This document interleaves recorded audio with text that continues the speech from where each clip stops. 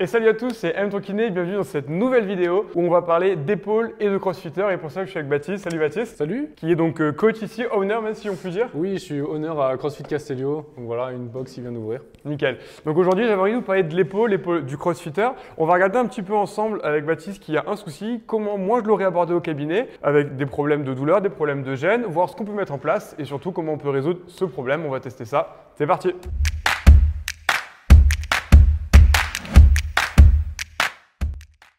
Ok, alors Baptiste, est-ce que tu peux me raconter qu'est-ce qui se passe avec ton épaule? C'est pas forcément une douleur, mais c'est plutôt un claquement. Je me suis fait une douleur il y a quelques années maintenant. Une douleur ou un claquement? Ah, c'est un claquement, c'est une gêne qui survient simplement sur l'élévation de l'épaule.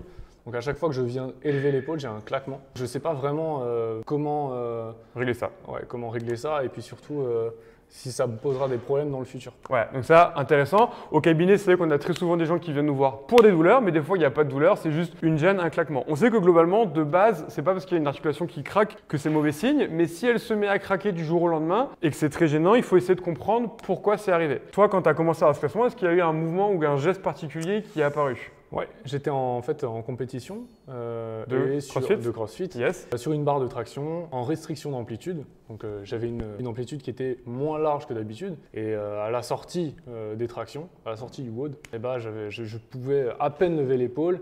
Et depuis, j'ai ce claquement-là qui est permanent et qui revient à chaque fois que je lève le bras. Ok, voilà. C'était il y a combien de temps? C'était en 2018, on est en 2021. Quand on parle d'année, déjà, c'est que ça remonte. Donc là, on a bien un élément traumatique, ou en tout cas, un truc en particulier arrivé, des tractions que tu as l'habitude de faire, mais dans une position que tu n'as pas l'habitude. Depuis, tu es gêné. Globalement, ça fait 2-3 ans que tu as mal, donc je pense que le temps n'y fera rien. Donc maintenant, il faut trouver au niveau de son épaule qu'est-ce qui s'est passé et pourquoi son épaule qui avant allait très bien avec son volume d'entraînement, aujourd'hui ne fonctionne plus de la même manière et entraîne des claquements. Est-ce que tu as fait des imageries?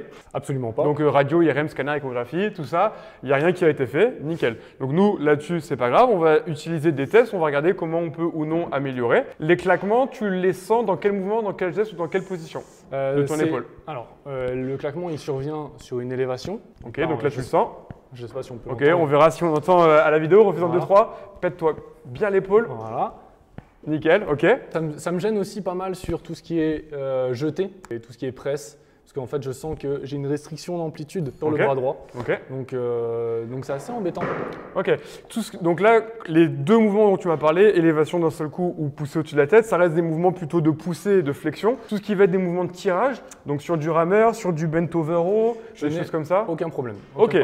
D'accord. Et tu as toujours mal sur les derniers degrés d'amplitude. Dernier degré d'amplitude, c'est ça. Ouais. Donc là, on est sur un truc qui fait quand même très mécanique, c'est du assez binaire. Il bouge dans la zone, il a mal, il bouge pas dans la zone, enfin il a mal. Ça bloque, ça claque, et il bouge pas dans la zone, ça claque plus. Ces derniers degrés-là. L'épaule, 5 articulations, 3 os principalement, humérus, clavicule, omoplate, ça je n'oublie pas. Et c'est sur les derniers degrés que la biomécanique de toutes ces structures est importante. Globalement, dans les premiers degrés, on a plutôt l'humérus qui va bouger par rapport à l'omoplate. Et c'est seulement ensuite que la clavicule et l'omoplate sur le gris costal vont s'engager. Et donc toi, il faut regarder maintenant dans toute cette biomécanique, qu'est-ce qui pourrait ou pas entraîner ce claquement. On va devoir checker ça. Est-ce que tu peux te mettre torse nu, s'il te plaît? Bien sûr. Et du coup, je t'enlève ton micro.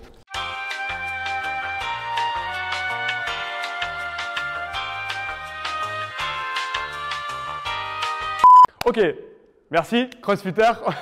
On le voit, on n'a pas toujours des patients comme ça au cabinet. Du coup, moi, globalement, quand je pense à ça, quand il y a un problème d'épaule, il peut y avoir plein d'origines. Il peut y avoir des origines cervicales, il peut y avoir des origines au niveau du rachis thoracique. J'ai quand même plutôt envie, déjà de base, d'aller regarder l'épaule en elle-même parce que ça paraît quand même très spécifique sur des tractions. Il n'a pas eu de chute ou autre chose d'accident de voiture. Il y a des tests qui sont assez simples où on va essayer de faire bouger certaines structures plus que d'autres et on va regarder si oui ou non ça joue sur ces symptômes. Est-ce que je les améliore? Est-ce que je les aggrave? Ou est-ce que ça change rien? En général, quand je ne change rien, c'est que je suis pas sur la bonne zone. Moi, j'aime bien soit aggraver, même si c'est chiant, au moins je sais que je travaille sur quelque chose qui est intéressant, soit améliorer. Donc là, refais-nous le mouvement.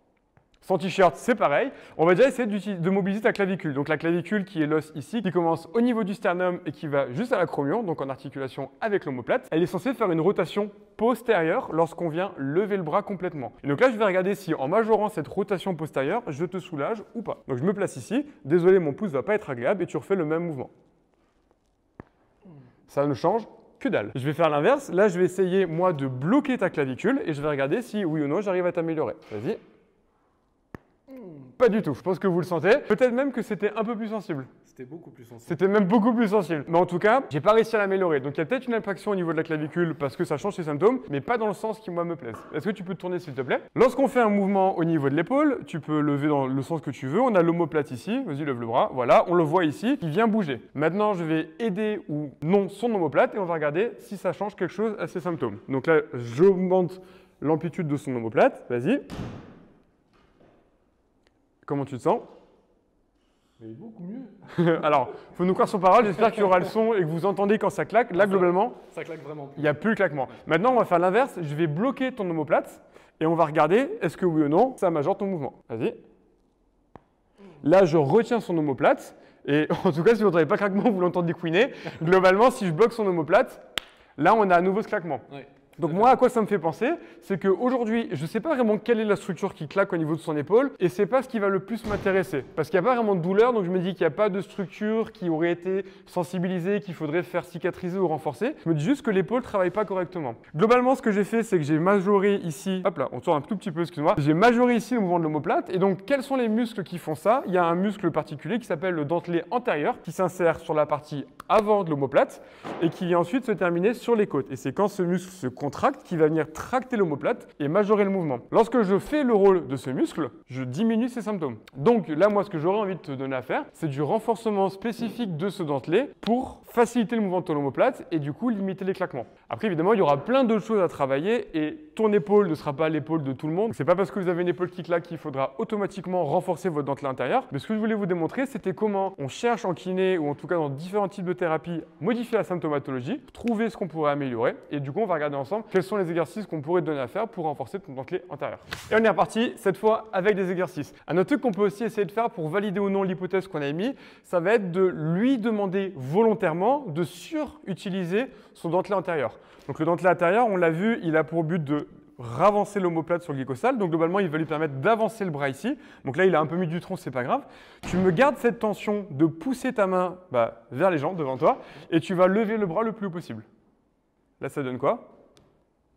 Il n'y a plus du tout de craquement. Voilà, vous le voyez à sa tête, il n'y a pas le craquement. Et moi, en tout cas, je l'entends, il n'y a plus le assez sourd qu'on avait tout à l'heure. Ouais. Donc, quand c'était moi qui jouais le rôle du dentelé antérieur, ça a marché.